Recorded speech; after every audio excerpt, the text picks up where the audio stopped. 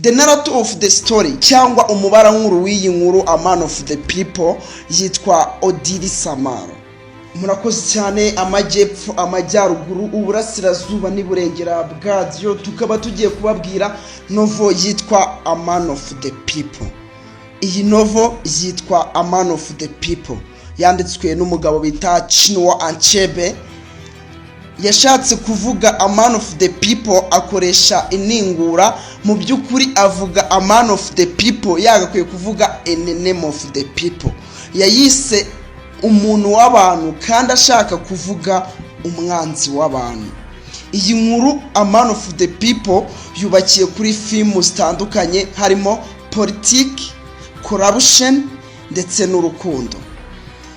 Kandi iyi novel A Man of the People, the protagonist of the novel is Odili Samara. Antagonist is Chief Honorable M.A. Nanga.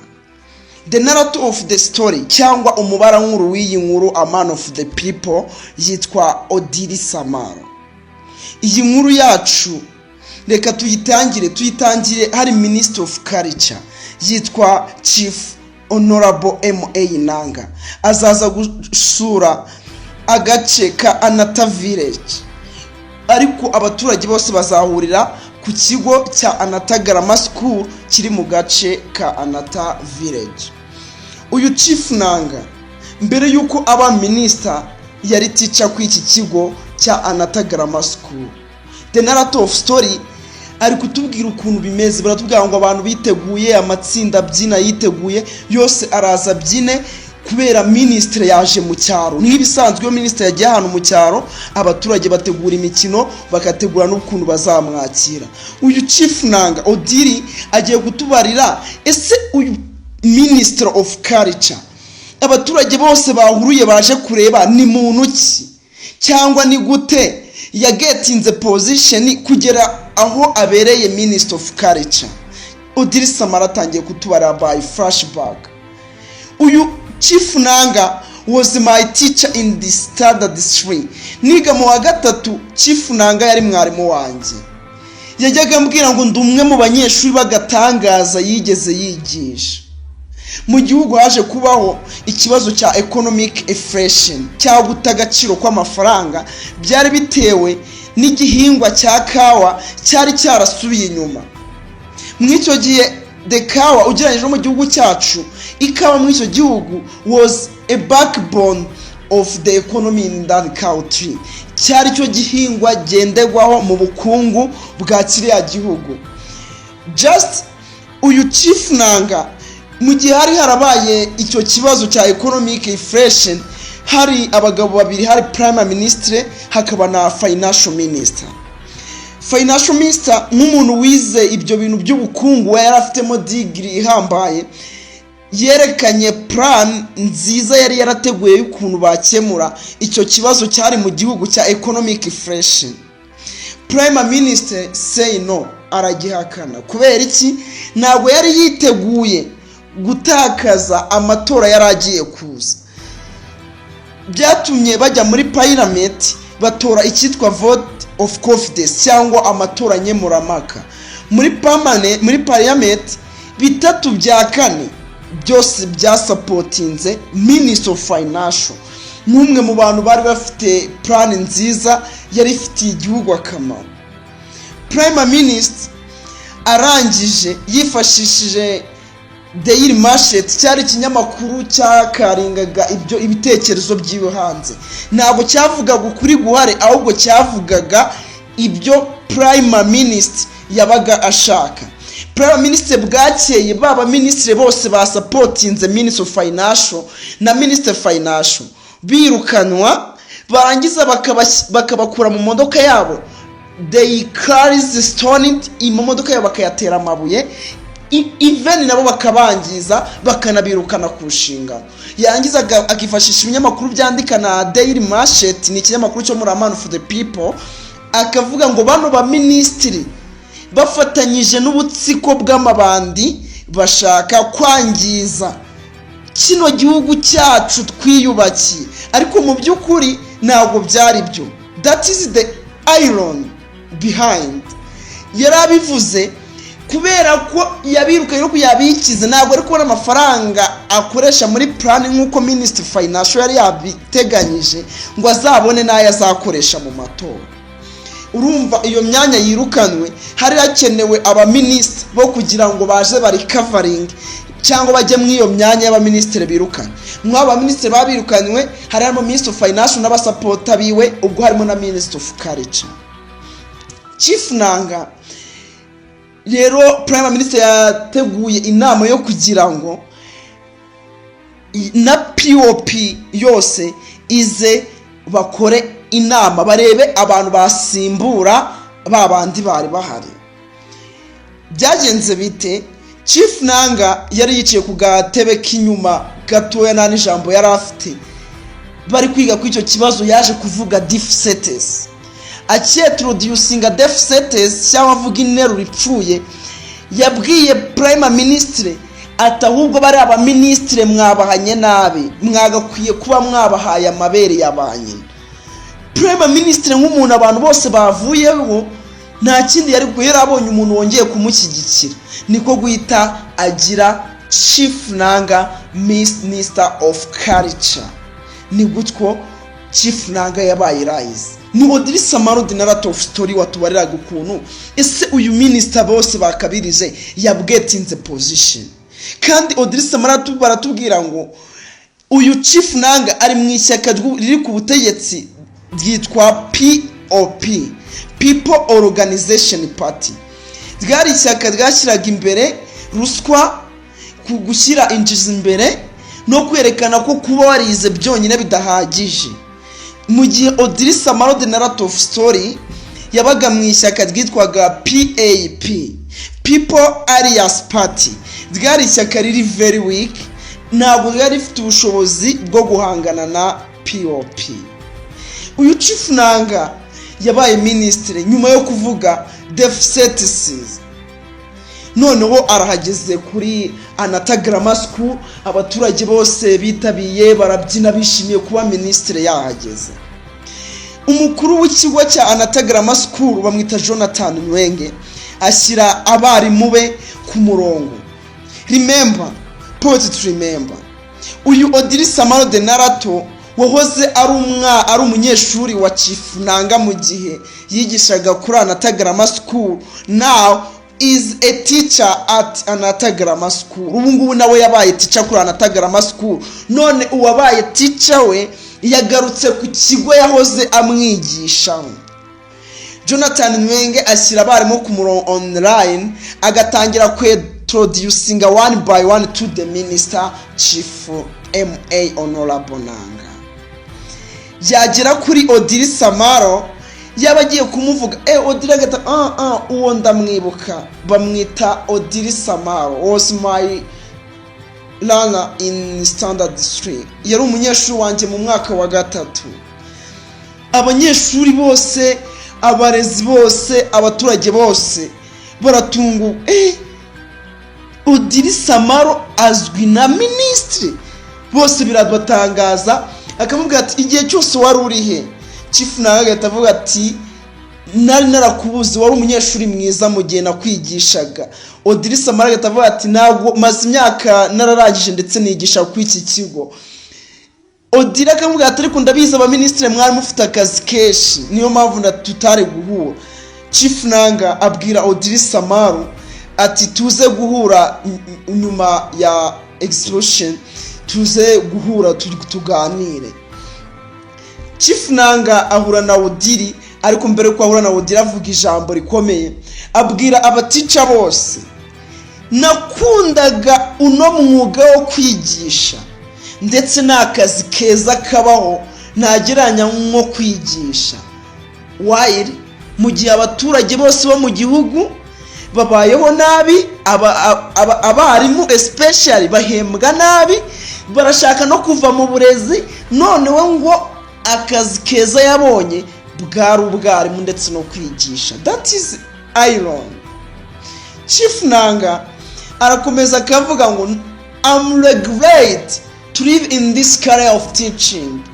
Ndakicuza impamvu navuye mw'uyu mwuga wo kwigisha mu gihe abarimu babayeho nabi, bahembwa agashahara gake, ariko we ngo arakicuza icyatumye ava mu mwuga wo kwigisha, ko ari ukuningura. Chief Nanga yemerera Odili Samaru akamubwira ngo nkwemereye scholarship, uzaze kusura mu mujyi muri Urua iwanyu have, uze mu mujyi maze unsure muhe scholarship. Odili Samaru akabyemera, Chief Nanga akagenda. Odili Samaru aratubwira ati najyanye n'umuhungu wanjye Peter ajyana na Odili Samaru akagura imyenda yo kuzashyira ababyeyi be, akagura n'imyenda yo kuzashyira inshuti ze. Odili atangira gutubarira ati byarambabaje cyane, kuba umuhungu wanjye Peter yarema gura ibyo ashyira iwabo, nanjye nagakwiye kubigura ariko ntabwo ari ubushobozi nari mfite naburaga. Odili Samaru agiye kutubwira n'ukubera iki byamuteraga agahinda. Odili Samaru atubwira ati mama yapfuye ambyara, papa afite abagore 5 kandi afite abana 35. Iyo nabaga ndi gukina n'abandi bana baravuga ngo kiriya cyana ni cya cyana cy'ikinyamwaku cyatumye mama wapfa, kuko mama wanjye yapfuye ambyara. Kandi iyo nabaga ndi gukina n'abandi nanga ko buri gihe bamamagaraga ngo ni wa mwana w'umunyamwaku. Mu bagore bose ba mama ba papa nta mwana n'umwe mu bana be babaga bemerewe guhamagara umugore utari nyina mama. Umugore wenyine wari wemerewe guhamagagwa mama yari umugore umwe, ari we mugore mukuru wa papa. Niwe mugore twese twahuriragaho tugahamagara mama. Odili Samaru aratubwira ngo papa ni umuroko politician wo mu ishyaka rya POP, none ngewe ubu mba muri PAP, ntabwo tuvuga rumwe. Kandi papa akatubwira Odili ati yari umuroko politician ndetse akaba district interpreter, yari umusobanuzi w'akarere. Akatubwira ati mw'icyo gihe ntabwo byabaga byoroshye, abasobanuzi cyangwa abasemuzi bari abantu bari bafite amafaranga menshi cyane kandi bakomeye, ariko babaga bafite abanzi benshi. Papa rimwe na rimwe yari afite icyumba tutageragamo utari kumwe n'umuntu mukuru, nicyo yakora, yari afite imbaraga zaturindaga. Odili akaguma tubarira ati papa impamvu nabimenye natangiye kumenya ko yari afite abanzi benshi ubwo nigaga segonderi. Nigeze gutana n'umwana tujyana iwabo, tubageze isarambaza ngo ese mwana uruwahe, ndamubwira ngo nduriwo muri Urua. Arambwira ati papa wawe bamwita ngo iki? Ndamubwira ati papa wanjye bamwita Ezekiel Samaru. Odili Samaru yatubarira nka narrative story ati yari yanyakiye neza yishimye, ariko nyimubwira ko papa ari Ezekiel Samaru yahise arakara. Arambwira ati ntundarire mu rugo niba papa wawe ari uriya musobanuzi w'akarere, nturare mu rugo. Niho nabonye kuva icyo gihe ko muri icyo gihe umusobanuzi cyangwa umusemuzi yari umuntu wari wanzwe, wari ufite abanzi benshi. Niyo mpamvu papa yagiraga icyumba abana batari bemerewe kugeramo, cyarindaga famiye yiwe yose. Odili Samaru arakomeza kutubarira, aratubwira ngo muri icyo gihe papa we ntago yemeraga umuntu wese wari guhangana na POP, yemeraga ishyaka rya POP, kandi Odili Samaru we yabaga muri PAP. Odili Samaru yatwomokaga muri Urua. Dukomeje na story yacu, a man of the people. Chief Nanga nyuma yuko ageze mu mujyi, Odili atekereza kuzajya kumusura ngo arebe ibya scholarship. Odili akagera mu mujyi, yagera mu mujyi akajya kwa Chief Nanga. Chief Nanga nubwo ari Minister of Culture, abana be ntibazi kuvuga ururimi rw'iwabo, kandi umugore we ninjije. Chief Nanga yirira ruswa. Chief Nanga nubwo ari Minister of Culture nta muco agira. Chief Nanga aha ikaze Odili Samaru. Odili Samaru yahagera akamubwira ati narinje kureba ya scholarship wanyemereye. Chief Nanga akamubwira ati wemereye kuba hano igihe cyose ushaka, ndetse ngiye kuguteretera scholarship kuko hari undi mu minister bari inshuti ya Chief Nanga bamwita Chief Koko. Odili Samaru mu gihe yigaga university hari umukobwa bakundanaga bamwitaga, uwo mukobwa barakundanaga cyane bamwitaga Elizia. Elizia was a friend with Odili Samaru mu gihe yari akiri muri kaminuza. Baje guhura bahuriye mu kirori cy'ikigo cyari cyateguwe na kaminuza, bahuye hadashize n'iminota 3 bahita bajya mu cyumba harashya. Rero ubu ngubu akora mu mujyi. None Odili yateguraga ati nicyo gihe cyiza cyo guhura n'uwahoze ari umukunzi wanjye Elizia. Ayamutumyaho tuzahurire kwa Chief Nanga. Elizia aratunguka cyane akabona imodoka nziza yaretije kumutora, akajya kwa Chief Nanga agiye kureba Odili mbere yaho by flashback ajyana na Chief Nanga kureba Chief Koko. Bajya kureba Chief Koko ngo amuhe scholarship. Chief Koko bakibagirwa bari kumuseriva bakamuha icyayi kiwabo, agahita getting sick kubera ko Chief Koko iyo anyweye ibyiwabo ahita getting sick. Iwe ni umuntu yuyumvishe nk'abanyaburayi agomba kunywa ibidaturutse iwabo akanywa ibyo hanze. Iyo anyweye ibyiwabo ahita agwara. That is Chief Koko. Rero mw'icyo gihe babageze batangiye kuganira Chief Nanga na Odili Samaru na Chief Koko ku bya scholarship, agahita getting sick batarabirangiza. Dukomeje na story yacu Man of the People. Chief Nanga na Elizia na Odili bose bahurira kwa Chief Nanga, ariko bahahurira umugore wa Chief Nanga adahari kuko Chief Nanga afata rimwe mu mwaka umunsi umwe akohereza umuryango we, abana be n'umugore we kujya kwiga ururimi rw'iwabo kuko ntabwo bazi kuruvuga kandi ari Minister of Culture. Rero mw'icyo gihe Odili Samaru na fiancé we Elizia bahagera Chief Nanga ari wenyine uri mu rugo, umugore we n'abana be baragiye muri Anata gusura imiryango kugira ngo bige kuvuga ururimi rw'iwabo. Odili Samaru Chief Nanga abwira Elizia ati weho urajya mu cyumba cy'umugore wanjye, ngenda naniwe cyane kubera akazi keshi ndirarira muri salo. Odili Samaru weho urarara mu cyumba cy'abashyitsi. Elizia yagera mu cyumba cy'umugore ninjoro, Chief Nanga akajyayo akamusangamo. Yamusangamo agatangira gushya, agatangira kumuropeka. Yamurompeka Odili Samaru ahandi ari mu cyumba akabyumva, agatangira kumva Novira tubwira ngo Elizia atangira gutaka cyane. Yaba ari gutaka Odili akabyumva bari mu cyumba. Odili Samaru akaza kureba ibyari.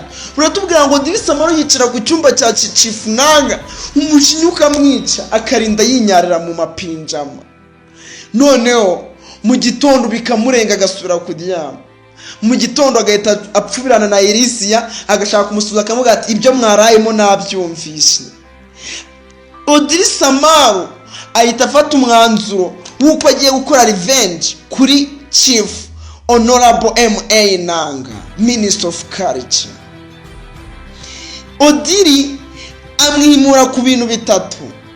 Hari umugore wa kabiri Chief Nanga bashaka kuzana bamwita Edina papa bamwita Odo.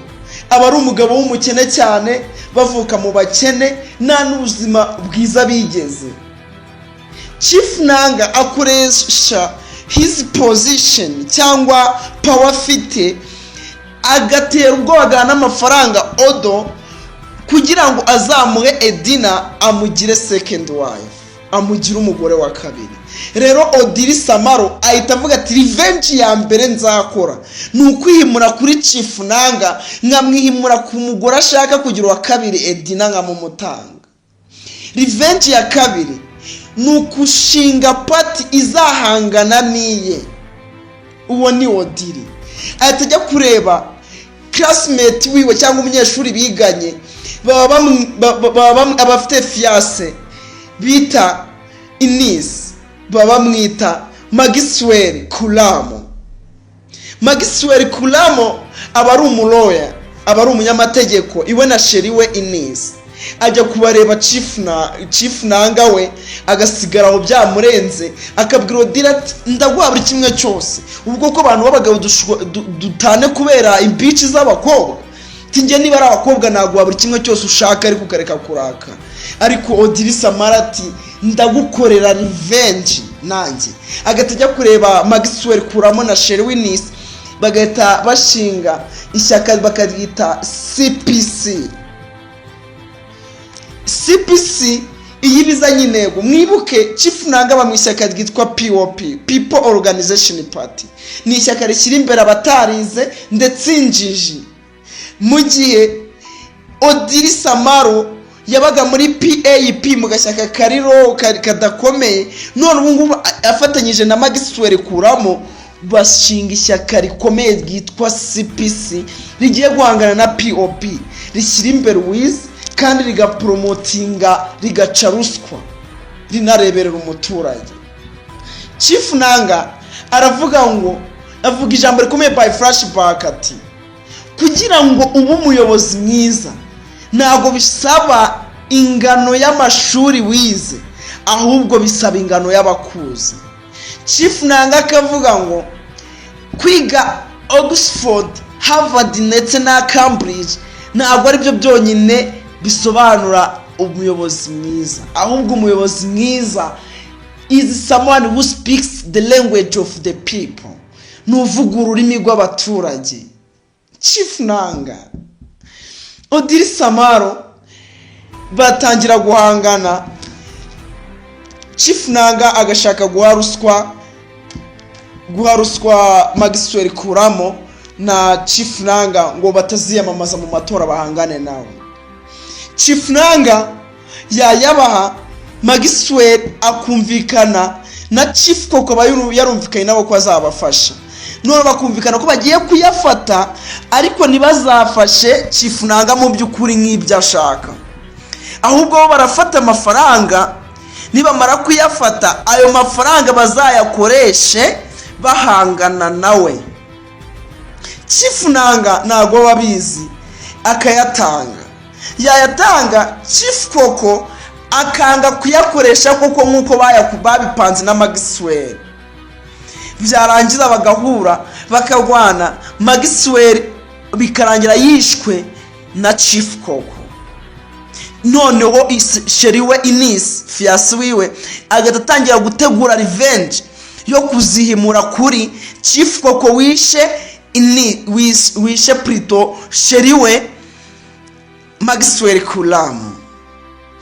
Wibuke Odili Samaro aravuga ati nicyo gihe cyo gusubira mu cyaro nkajya guhura n'ababyeyi ndetse nkajya no kureba Edina nawe nkamwihimuraho. Chief Nanga yahagera asanga mama wa Edina ari mu bitaro, akabwira Edina, akabwira Odoti mvuye kwa Chief Nanga mu mujyi, yarambwiye ngo nzabasuhuze kandi mu by'ukuri ababeshya. Iba ari trick yo kugira ngo azabone uko agera kwa Chief Nanga. Odili ni kwa kwihimura kuri Chief Nanga. Noneho akasaba Edina ko yamuha lift ku igare, akamuha lift, baba bari kugenda mu muhanda bakikanga inyamaswa, igare kabatura hasi. Rigabatura hasi, Edina bya bindi yaragemuriye mama we bikameneka. Odili naratofite store tugati nisigaranye udufaranga duke nadukozemo, ndagenda ngurira ibyo kurya mama we wari uri mu bitaro. Noneho atangira kutubwira ati natangiye gukunda uwo mukobwa, mu by'ukuri nari njyanywe na revenge yo kugira ngo nzihimure kuri Chief Nanga, none nari nangiye gukunda uwo mukobwa. Chief Nanga aravuga ati Odile amuhaye igishoboka cyose ngo atazahangana nanjye, nibyo aba yizeye. Odile aratubwira ati nari nangiye gukunda uwo mukobwa mu by'ukuri, kandi nari njyanywe na revenge, ariko nari nangiye kubyibagirwa, nangiye kumukunda. Chief Nanga ntabwo nari mwiteho kubera ibintu yari yarankoreye, ngiye cyo naritayeho ko ari kumwimuraho kuri nkabashwanisha na Edina. Edina namubwiye buri kimwe cyose kibi cya Chief Nanga, kuntu nubwo ari Minister of Culture atagira umuco, abana be batazi kuvuga ururimi rwabo kandi akoresha ruswa, ndetse mubwira ukuri kukuntu yagetinze position akoresheje ruswa. Chief Nanga yari umugome, yari yarankoreye ibintu bibi, yarambeshye ngo za scholarship niyayima, ndetse asnicinga my friend Elizia. Edina byatangiye kumukora ku marangamutima, nawe atangira gukunda Odile, batangira kujya mu munyenga w'urukundo. Ariko Odo kubera yari yaramanipiwe na Chief Nanga kandi ari umukene, yari yarabwiye Odile ko niyongera kumubona iwe bizaba bibi. Chief Nanga yaragiye kwiyamamariza mu gace ka Anata. Ubwo ahajya yari yarabemereye yuko agace ka Anata Village azagaho umuhanda akagaha n'amazi meza, ariko mu by'ukuri nta kintu yarabahaye, kuko uwo muhanda yarabahaye wari uwa bisi shyashya yaramaze kugura, zari kuzajya zikora urugendo ruva mu mujyi zigana aho ngaho. Kwari kubabeshya ngo abahaye kandi ntacyo yarabahaye. That is iron behind. Chief Nanga yagiye kwiyamamariza. Odile Samaru agenda yambaye urukote yiyoberanyije, agiye kuvuga ibibi bya Chief Nanga. Ahageze abantu batangira kumubona ati that is Odile Samaru, uriya no Odile Samaru wahoze ari teacher kuri Anatagarama School. Chief Nanga abyumva ati mumureka akomeza aze, mumurekaze. Odile araza. Odile aje imbere baramubwira ati shuze kuvuga iki? Odile aravuga ati ngenje kuvuga ibibi byose bya Chief Nanga. Uyu nguyu mubona ngo ni Minister of Culture, nta muco agira. Ibaze abana be ntabwo bavuga ururimi rw'iwabo kandi ari Minister of Culture. Uyu Chief Nanga yakoresheje ruswa, yavuze death sentences kugira ngo agetinge position, kugira ngo abone power. Odile Samaru introducing ibibi byose bya Chief Nanga in the eyes of the people, mu maso ya rubanda. Chief Nanga yese ategeka yuko bahubura Odile Samaru, bakagenda bakamufunga, baramukubita bamugira intebe. Inisi yarahari nawe bwihishwa, azamura pistola ahita arasa Chief Koko, nawe wari warekeje Chief Nanga nyuma yo kudiga amafaranga ya ba Maxwell bari bahawe na Chief Nanga nka ruswa yo kugira ngo batazahangana nabo mu matora. Arangije iwe akabihinduka naye akoreshe nkuko babipanze, akica Maxwell kuramo. Rero Inisi nka sheri we amwihimura akamwica, yarangiza agahita avuga ngo Maxwell is a hero, Maxwell ni intwari. Bahita Inisi nawe bahita bajya kumufunga. Kubera iki bamufunga? Aba yetroducinze umuntu utaragize igikorwa kigaragara yakoreye igihugu nk'intwari mu maso ya rubanda. Ibyo arabizira, bagahita bajya kumufunga. Odile we yakubiswe yabaye nere, akajyanwa kwa muganga. Edina agahita yanga Chief Nanga. Chief Nanga yamabwe yose akabagiye agaragara, ubutegetsi bugasubira mu maboko ya gisirikare, ndetse Odile Edina akisangira Odile ku bitaro. Odile akabwira Edina ati warakoze cyane kumva hafi, ubutegetsi bikarangira buvuye mu maboko ya POP yakoreshaga ruswa na Chief Nanga, noneho bukajya mu maboko ya gisirikare. This is the end of the story, a man of the people. Mwibutsa nawe niba ukunda novels cyangwa ukunda story zacu, genda ukande subscribe, tujye twibanira buri munsi tukugezeho story, cyangwa unyandikire kuri izi nimero